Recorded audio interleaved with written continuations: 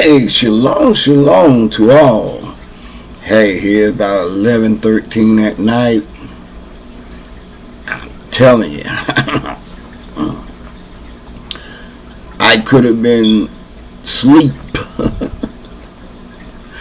but the Father said that somebody need to wake up in the morning, cut this video on, and hear His words. So, with no further ado, we're going to jump right into this thing because I got a lot of ground to cover and a little time to get.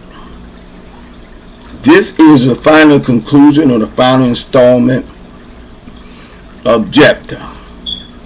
And as I told you in the last, as we call, the last video, so many commandments was broken. So what you gonna do? So now, if you will, go with me. You see I got my trusty little dirty phone there. Go with me to Genesis.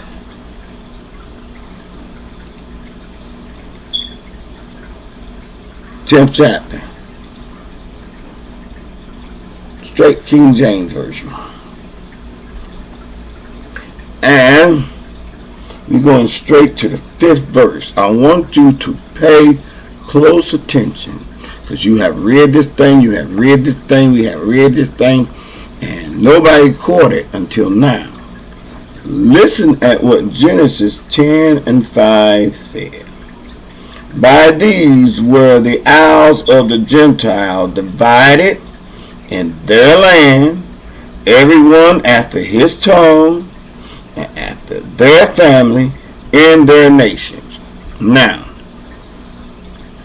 Genesis 1 starts you off and tell you, now these are the generations of the son of Noah. You got Shem, you got Ham, you got Japheth. Unto them were the sons born after the flood. Genesis 10:2. Genesis 10:2.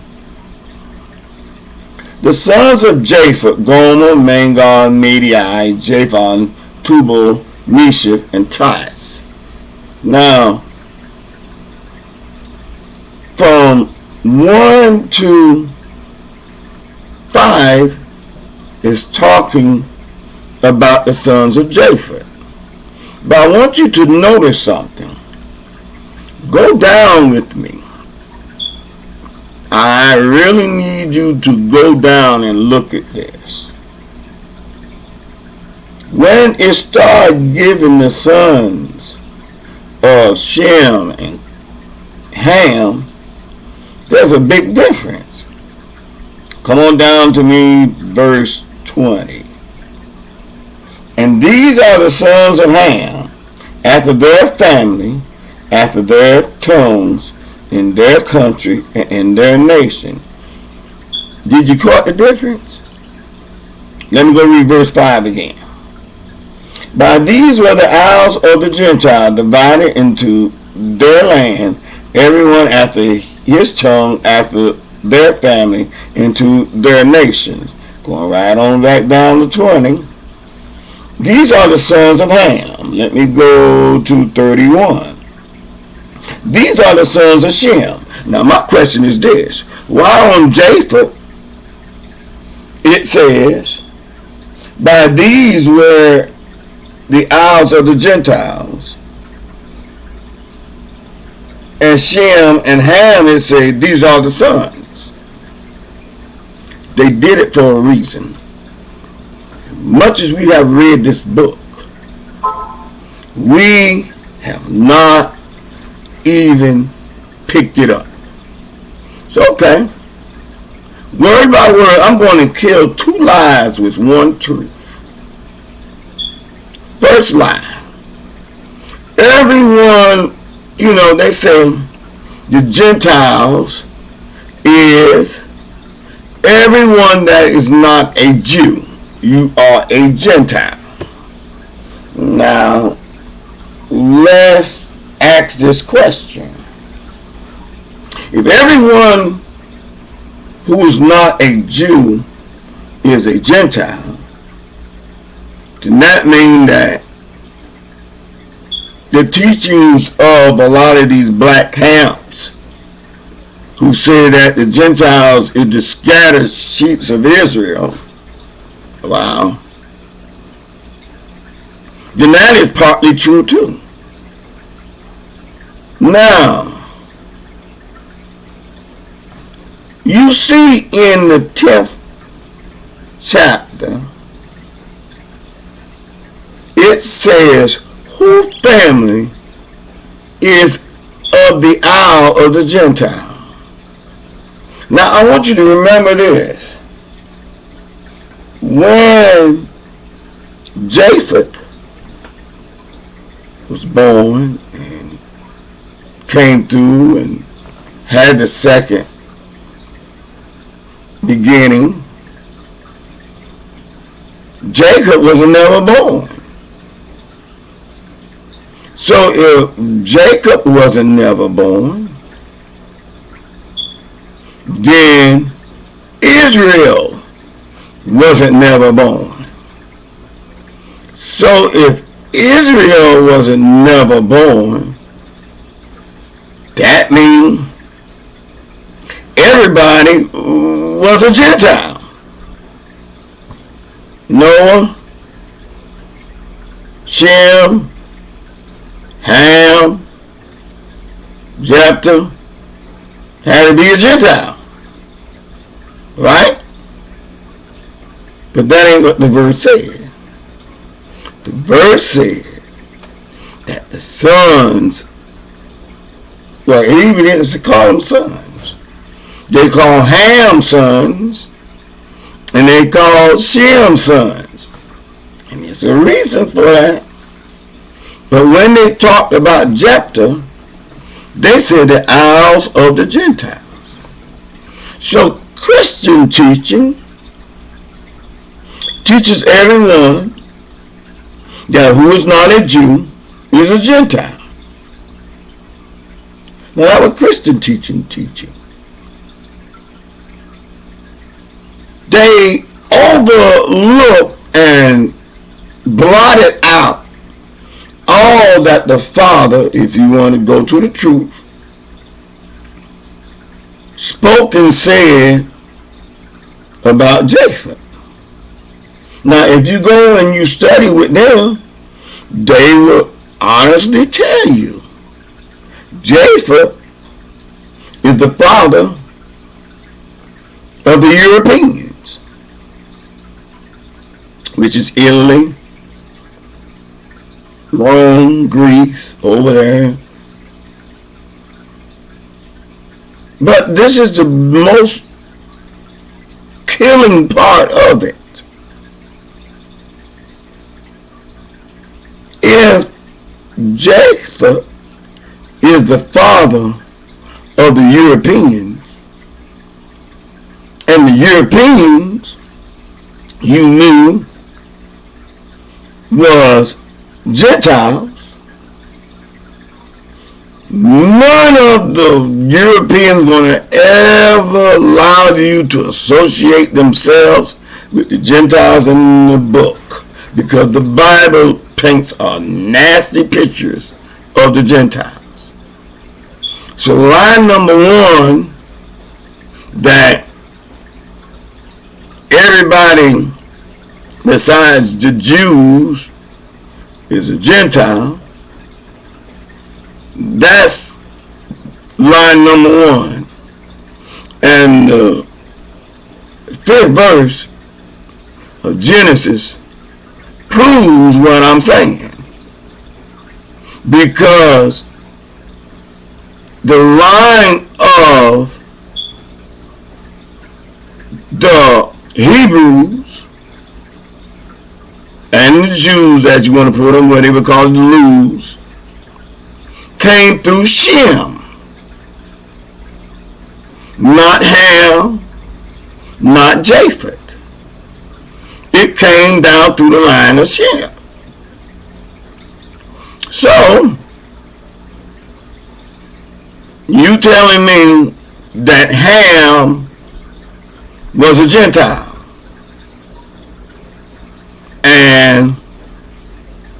Japhet was a Gentile. That's not even what the book said. The book said that everyone after his own tongue and own nation of the isles of the Gentile came out of only one son, and that was Japhet. Here go line number 2. That the Gentiles, and you better get ready for this one, is the scattered Israelites.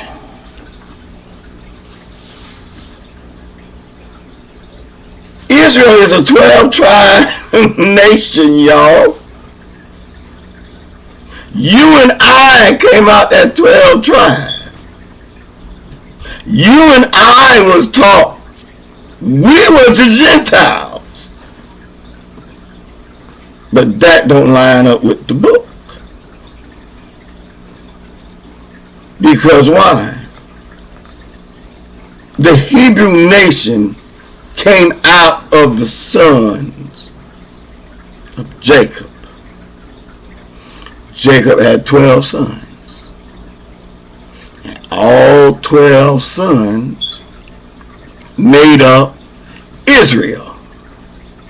No matter how wicked they got, no matter how nasty they got, when you read in Revelation, it tells you that a remnant from now tribe, every tribe, they're going to get a remnant from every tribe that ain't going to be lost. So if the scattered Israelites is Gentiles, then as we was taught, Israel going to have to come through just like we did. That was a lie. Because once you know, come here. Once you know who you are, then your worship must change. You can't worship as you was a Gentile.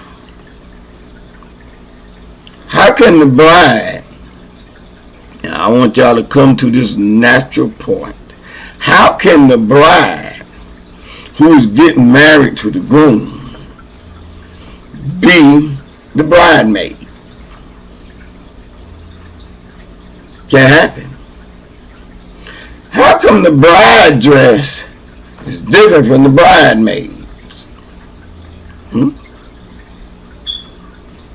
How come the bridesmaids have to take and do what the bride asks? Reason? Because it's the bride wedding, right? So if it's the bride wedding, my question is this: does the bride skip to a different beat than the ones who attend the wedding? I believe so. You are the bride of the coming kingdom. Let me show you why you are the bride. Now, they teach that when we say we are the real deal, they teach us and tell us that we ain't. So, let's see who's lying. You read in Genesis, the 5th chapter. So now I'm going to take you to another place. Because you know everybody say, they build up a whole teaching off of one verse. Not here. Everything I'm going to show you, you can go back and look for yourself. And then you can call the Father a liar. Because all I'm doing is just giving you what he gave me. Huh? You can call him a liar. You can't sit here and say Eddie wrote Genesis 10 and 5. You can't sit here and say, which I'm finna give it to you now, go with me to Genesis 14 and 1. I want to hear you tell me that, hey, Eddie wrote this. Genesis 14. Now, it reads as following. Now, let me bring you up to speed. These kings, as it came to pass in the days of Ephraim king of Shinar, Antioch, the king of Elazar, and if I'm butchering these names, so be it. Go read it and get it for yourself. Shaddai, king of Elam, and Tidal, king of the nations. These 4 kings made war with these other 5 kings. This is when you read and see that Lot was taken from Solomon and Gomorrah, which I'm not going to go into all that. Abraham went and destroyed everything and brought back. Right? My question is this. 14 and 1. Tidal, king of nations. It's kind of funny how this word is so ingrained in the book. So I started to wonder, why is these words not just talking about the people of Israel? So I went to my Strong Concordance and I looked up the word nations. You can find it in 1471 in your Strong Concordance. And the word come up and it say Goyim, meaning people. And that was Genesis 10 and 5. Goyim, meaning the people. Goyim. Then I went and looked up the Genesis in 14 and 1, and lo and behold, when you look it up in the Strong Concordance, guess what nations mean? Goyim. People. So, this shows you that when he's talking about in Genesis 10 and 5, he was talking about the descendants of Japhet, not Shem, not Ham, because them was the people. Uh-oh. Then when you get to Genesis 14 and 1, they gave you the man who was the king. So you know what I did? Dun dun dun dun dun. I Googled, and I'm finna do it again for you. I Googled this man name. And here, let me help you out so you can Google it too. See, I got my little telly. And in my telly, 2, 6, and and another 3. In my telling, and I want you to know this. I Google T I D A L N. I say to the King of Nations. And it comes up and says, when you Google it, TIDL, King of Nations. Y'all, I may have to give this a 2-part because I got so much to show you about Japhet that you're going to realize this is not the way you want to go. You don't want to put yourself anymore as a Gentile. You want to disassociate yourself as a Gentile. Because why? King of Goyim, possibly it said a Hittite king. The monarchy mentioned in Genesis 14:1 describes Tisdale as one of the 4 kings who fought Abraham in a battle of Siddim. And you know what Siddim was? That was the place of the Dead Sea. That's where Abraham went and bust everything up.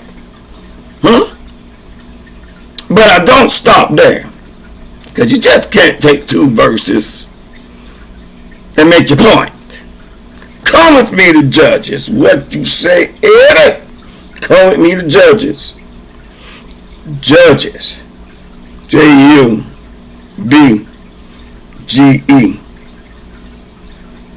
For I'm still in your King James Version. And pretty soon you're going to see why I don't use King James. But you'll see why. King James Version. We at 4. And I want to first 4:1. Judges. And the children of Israel again did evil in the sight of Yah when Edom was dead. And the Elohim sold them into the hands of Jabin, king of Canaan, that reigned in Hazor, the captain of whose host was Sisera, which dwell in Husaph of the Gentiles. Now I read all that. And I'm like, wait a minute. These people is in the land of Canaan. But they're called Gentiles. So, me who's being me, I'm so curious, I started reading again. And I ran down to verse 13. Judges 4:13. And the same king which is Sisera gathered together all his chariots, even 900 chariots of iron, and all the people that was with him, from Hasheth of the Gentiles unto the river of Kishon. No, wait a minute, not Kishon. Wait a minute. Why is these people in the land of Canaan by the river? That ain't make no sense to me. So I had to read a little further. Got down to verse 16. But Barak pursued after the chariots, and after the host, unto worship of the Gentiles, and to all the hosts of Syria, fell upon the edge of the sword, and there was not a man left. All these people jumped up and went out to battle. And the Gentiles didn't have a good end there. My question is this. When you read a little further, you will see that a lot of what happened to them came and tore up everything. Even on that day, Jabin, the king of Canaan, before the children of Israel, he bust everything up. And the hands of the children of Israel prospered and prevailed against Jabin the king until they have destroyed the king of Canaan. Why? I'll tell you why. When you see how they destroyed everybody, then you begin to think, well, the Gentiles didn't have no good end. But guess what? The Bible didn't stop talking about them then. Let's go on to the New Testament. Let's get a little bit more. See, I'm showing you why it's so important that you stop calling yourself a Gentile. Let's go on over. Come on here, talk about. Come on down. Come on down. And we go into, if I can get the book right. No,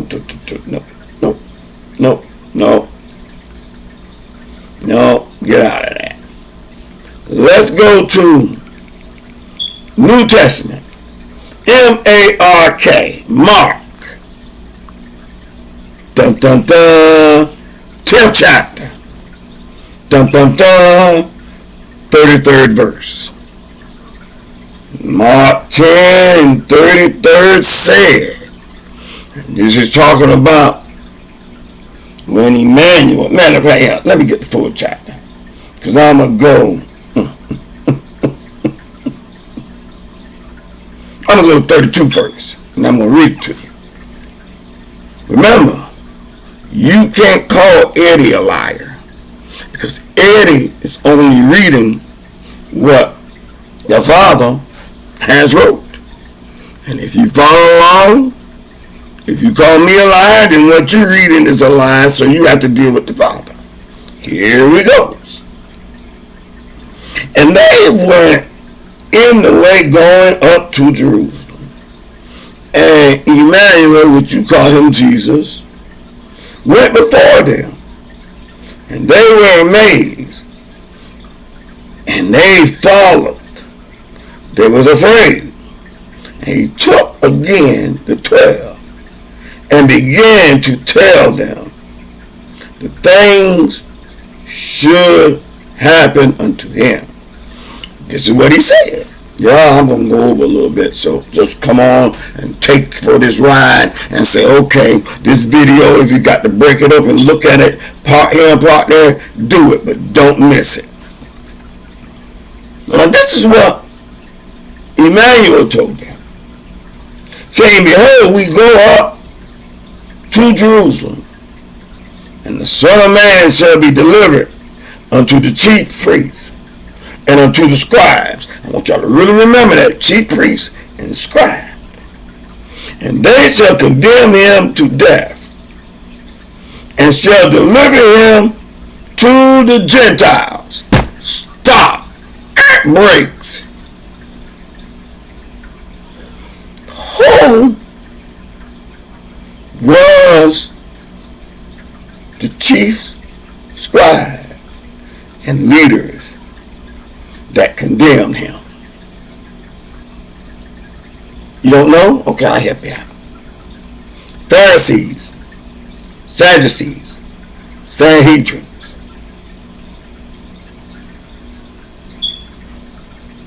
was the Sanhedrins, the ass-necked Jews, tribes of the north, Israel. But you're going to find out that they wasn't really a Jew. Why they wasn't a Jew? Because they didn't came through the line of Shem. Israel came out the line of Shem, not out the line of Japhteh. Remember, he would dwell in the tents of Shem. Oh, come on here. Remember, they crept in unaware and spied us out and went and started establishing their own religion. Who crept in? Who sit in the place and listen to when he was teaching and went out and start this Christianity and cross message? You ain't gonna like this. Listen to me. Who crucified him? It says, let me get it back, 2663. It says in the 33rd verse, and they should condemn him to death and should deliver him to the Gentiles. And this is what the Gentiles going to do. And they shall mock him and scorn him and shall spit upon him and shall kill him. And the third day he shall rise again. Now my question is this. Who is this talking about? When you go back, you can't say Eddie lying. I'm only reading to you what's here. Who is the Gentiles? Rome? Who is the chief priests? Sadducees? Pharisees? Sanhedrins? Who is they made up? The upper class? See, this is why I want you to really click and understand this video. Who did this? Well, let's go a little further. Hey, come with me to Acts. Acts 14th chapter. Dun, dun, dun, dun. We're going to start at the 11th verse. I want you to read. I want you to listen. And when the people saw that Paul had done, they lifted up their voices, saying in the speech of Laodicea, the gods have come down to us in the likeness of men. And they called Barnabas Jupiter and Paul Mercurius, because he was the chief speaker. And the priest of Jupiter, which was before their city, brought oxen and garlands unto the gate, and would have done sacrifice with the people. Which when the apostle Barnabas and Paul heard of it, rent their clothes, and ran in among the people, crying out, saying, Sir, why do ye do these things? We also are men of like passion with you, and preach unto you that you should turn from these vanities unto the living Yah, which have made heaven, earth, and the seas, and all things therein, who in time past suffer all nations to walk in their own way, First things first. Who worshipped Jupiter and Mercurius or Mercury? Who worshipped them? They was who gods? They was Roman and Greek gods, right? Because when you look at Mercury, that was the same comparison as Zeus. Oh, y'all, you see, y'all play. Y'all act like you study. So you can read and memorize King James. You do good at that. You impress a lot of people how you quote scriptures and give them line and verse. You do real good. But my question is this. Do you know the magnitude of the misconception that you are spreading? You have read this verse many times over. And now time have you sit there and realize that Paul and Barnabas was talking to the Europeans. They are the Gentiles. Yes, your Catholic Church. Yes, your Protestant movement. Yes, all your other religions. Yeah. Now, who are you? You a Gentile? Or is you a Shemite? Because everything from Shem is in the line of Israel. Let me help you out a little bit more.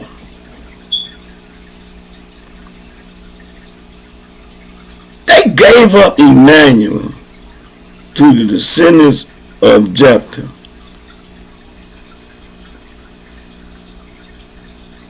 In Hebrew 5, why do you think they did not mention Aaron as in the line of? Why they say Melchizedek? See? I tell you why. Because the line of Aaron have got so wicked that they allow imposters to study with them, creep in, and take their place. See? Listen to me. And these are the sons of Japhteh. Gomer, Galatians. Magog, you know that, Russia. Madai, Medo-Persian.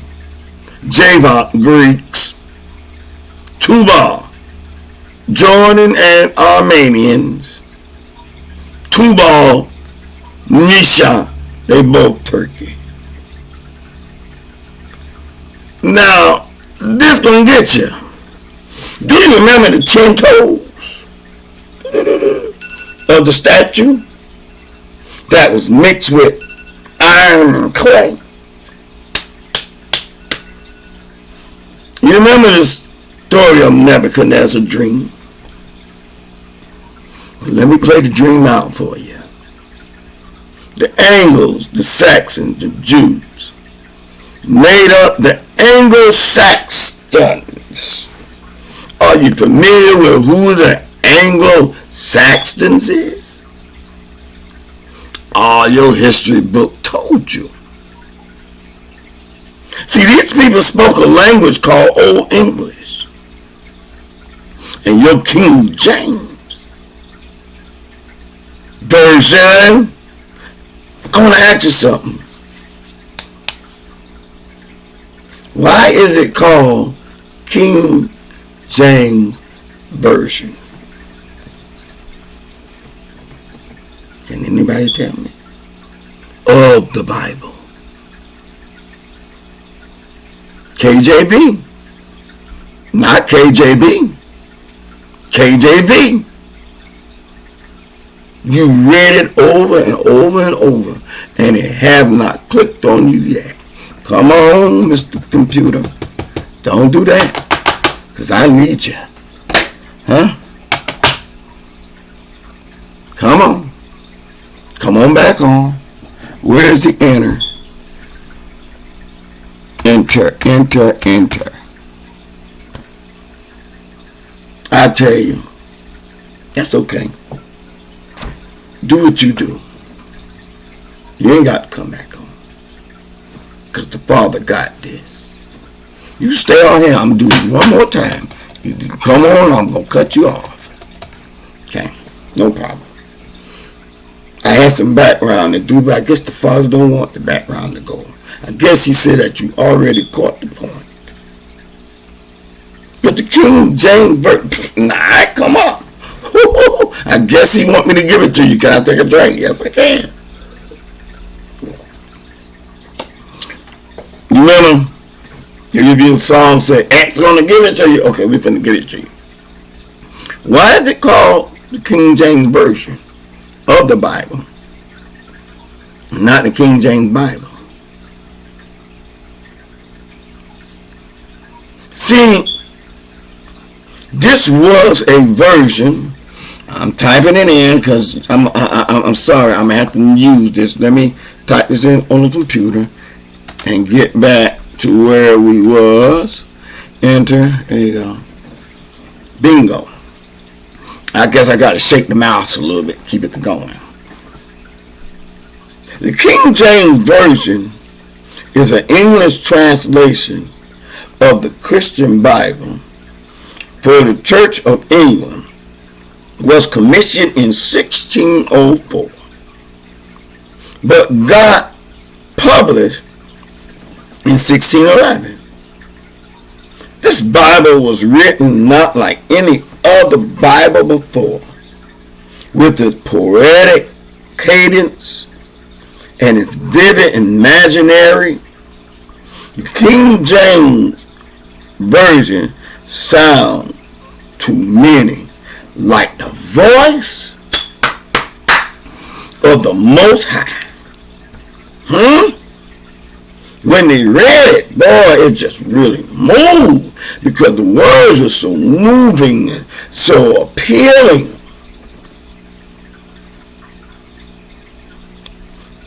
Go and look at the original King James Version, which is called the 1611. Now, listen, the King James Bible was the Bible of the English king and the state Church of England, which was at war with the Protestants. They was at war because the reason why America was formed is because the people wanted freedom of religion, as they said. That's what your history book says. And it was true. You ever heard of Mary the First, Elizabeth's sister? This woman, her short-lived in power, this woman started killing them. Mary, they call her Bloody Mary. Okay, here, let's stop playing with you then. Go type into your browser Geneva Bible. And when you get it, it's the Geneva Bible. And it's called the Description and History. Come on. I want you to type this in. Geneva Bible / description, comma, history, and facts. You know the and symbol, facts. And type in Britannica.com. which the Britannica is the world encyclopedia that everybody gets. And the Britannica reads as following. I want you to listen to me. The Geneva Bible, also called the Breeches Bible, English translation of the Bible, published in Geneva, not England, but Geneva.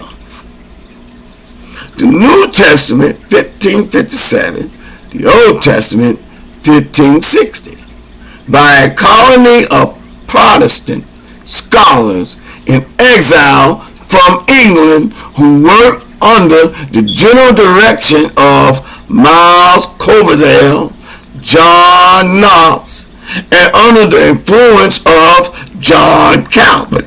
Do them names sound familiar? Who is John Calvin? He is the one that started the Protestant movement. The one that all y'all jumps on.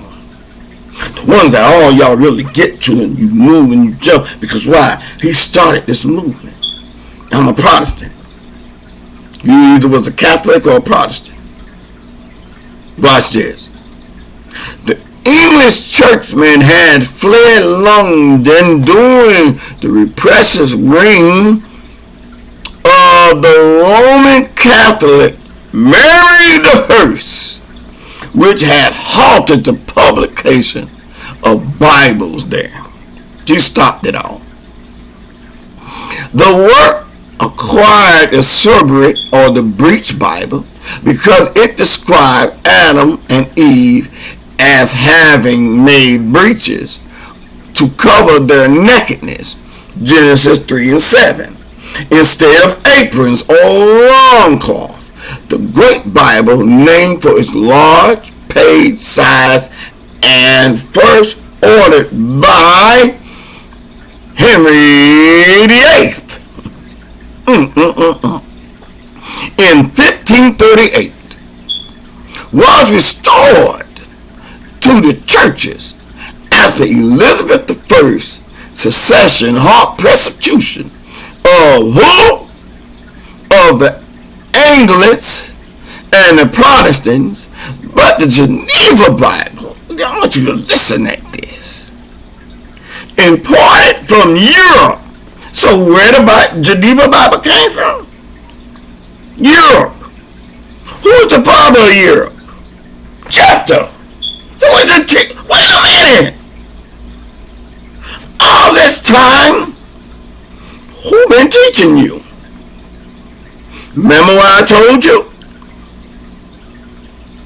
Where is Japhteh people from? Europe. Who is the Isles of the Gentiles? Europe. Where the Germanic tribes came from? Europe. What is happening now? See, whenever you tell the truth, you don't have to tell lies to cover it. Everything will line up like fence posts. I know you heard that before. Everything will line up. All that I was telling you from the beginning, hear it in our encyclopedia, that it shouldn't be. Now, the truth gonna find you. Let me read a little bit further. Watch this.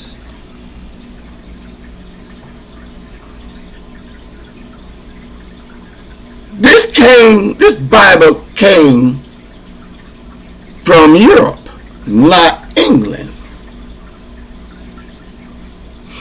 And was not printed in England until 1576. Quickly surpassed the Great Bible in public favor. The Geneva Bible was the first Bible in English to add numbered verses. It also one of the first to include extensive commentary notes, which was later deemed sadistic by King James, when he banned the Geneva Bible in 1611 and brought out King James Version 1611. I didn't print this. Britannica. I don't believe it. You read it. Britannica. I'm sorry. But you always want to sit there, and I got to ask you something. Is you going to continue in tradition, or you going to hear truth? The book says your tradition has separated you from the Father. So are you going to continue to do tradition? What you felt that your pastor taught? What you felt that them seminars taught? What you think a seminar is? To teach you the ways. Who do you think made the seminar? Japhteh? Who do you think invented seminars? Japhteh? Your teacher, your PhDs and DEEs. What do you think? Who you think made that? Sure wasn't Shem. Sure wasn't Ham. I want you to do something for me. Type in your browser again. National Humanities. Let me spell it for you. NATIONAL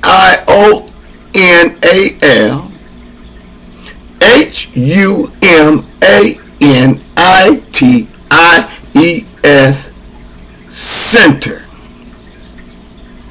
If you type that in, .org. Type in Settlement, America's Beginning. I'm trying to get it to give me the whole thing. 1492 through 1690.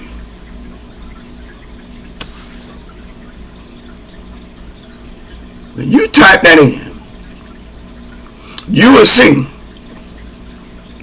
first arrivals. I want you to read the guide. First, Spain came over in 1493. Huh?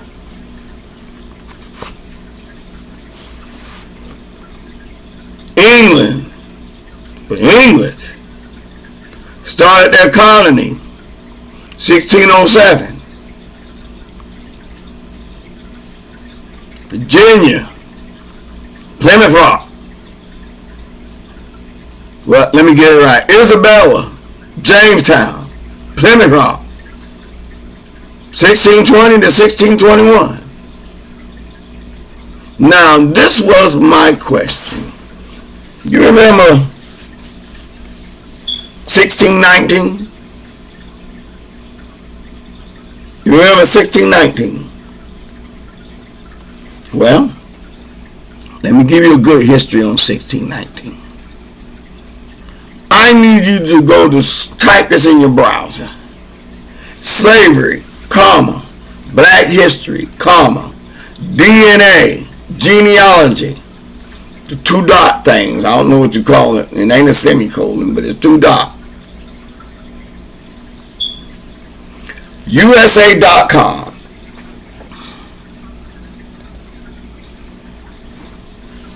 And you'll be introduced to a woman. Let me skip the intro.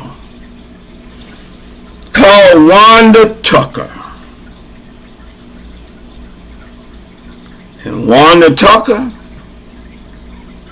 went back to, I'm going to spell it for you because I don't want you to think I'm lying.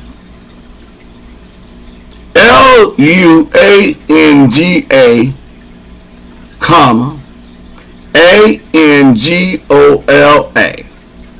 Lugonia, Angola. Wanda Tucker step off the plane. And this was her claims. Wanda and her family believed they were descendants from the first Africans brought to the English colonies 400 years ago that month. Now I got a question for you. When you go to look at this is what I was talking about in the video where the Mormons and the Israelites was fussing about DNA, and the people looked at like, oh, Albert Einstein, and he was white and whatnot. And I asked you the bravest question. Why would they go to Africa to get white people to take them down to Virginia to be slaves? This is the kind of teaching that Japhteh got you completely fooled on. Y'all hear me? My time is up. We're going to go to the next son called Ham. You find out right here and today. History always have a way, if you do it right, of telling the truth. What you mean?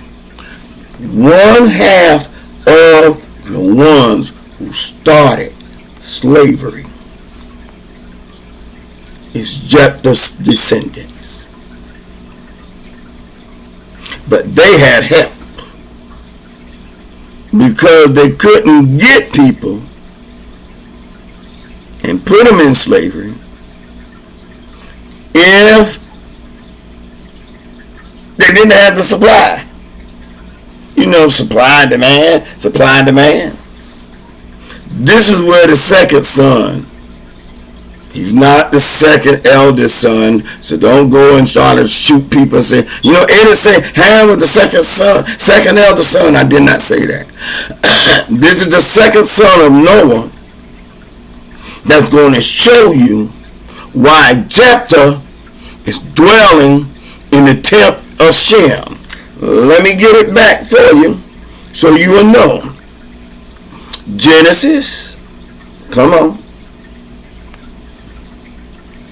Go back to Genesis 9. Go. Now, I want you to come on down to where Noah,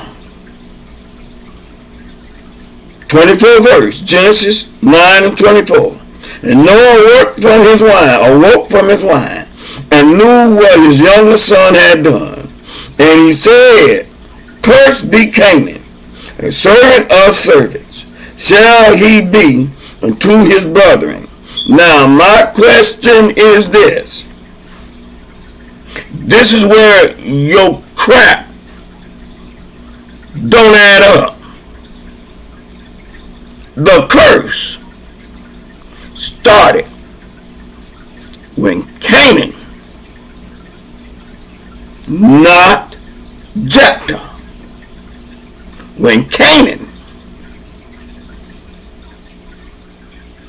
who was Japhteh's son. Now when you say his brethren, he's not talking about he's the brethren of, in verse 26, and he said, Blessed be the Lord of Shem. I missed some words there. And he said, Blessed be the Elohim.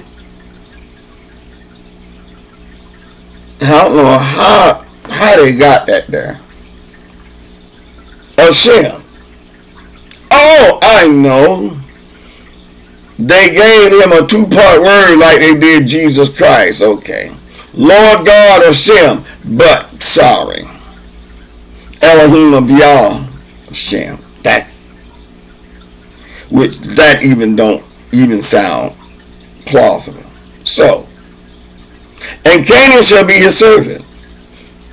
Elohim shall enlarge Japhteh, and he shall dwell in the tents of Shem, and Canaan shall be his servant. This where Ham come in at. You better be ready.